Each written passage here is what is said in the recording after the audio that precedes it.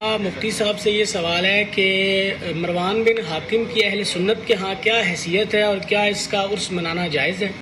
مفتی صاحب کیا کرنا مروان بن حکم کے عرس حوالے سے کیا منانا جائز ہے؟ اور ان کا عرف منانا؟ دیکھیں جی، مروان بن حکم یہ ہمارے تقریباً اس پر جمہور اہل سنت کے محدثین، مورخین، مفسرین وہ اس بات پر متفق ہیں کہ یہ شخص انتہا درجے کا ناسبی مزاج آدمی تھا، بغضی تھا اہل بیت کا،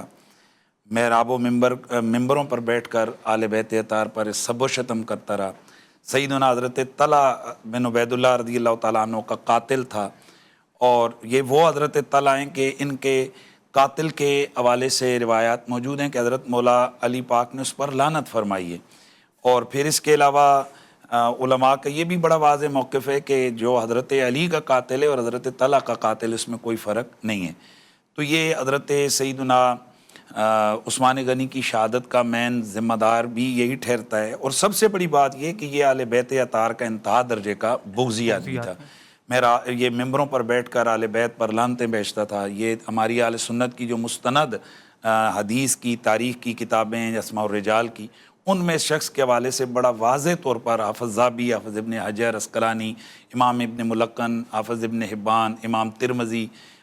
اسی طریقے سے امام دارقطنی اور بڑے بڑے اور محدثین مفسرین علماء اس بات پر متفق ہیں کہ یہ شخص اہل بیت اطہار کا بے ادب تھا۔ تو ایسے بے ادب اور ایسے ظالم، جابر اور سب و شتم کرنے والے اہل بیت اطہار پر ایسے لوگوں کا عرس، میں سمجھتا ہوں کہ یہی اصل ناسبیت ہے۔ عرس منانا یا ان کی شان بیان کرنا، خاموش ہو جانا، کسی والے سے اپنی رائے نہ دینا، یہ ایک الگ بات ہے، لیکن ان کو معاشرے میں اچھا کر کے بیان کرنا اور ان کی تعریفیں کرنا، یہ میں سمجھتا ہوں کہ یہ اہل بیت کا واضح طور پر بغض ہے۔ یہ تو لوگوں کے دلوں پر چھریاں چلانے کے مترادف ہے کہ جن کے حوالے سے ہمارے اکابرین نے ہمارے کتابیں بھری ہوئی ہیں اس کے بارے میں، اس کے حوالے سے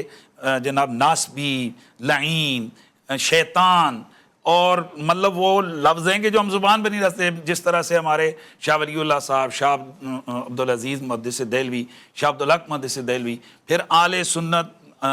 حنفی میں بریلوی، دیوبندی، اور خود آل الحدیث کے جو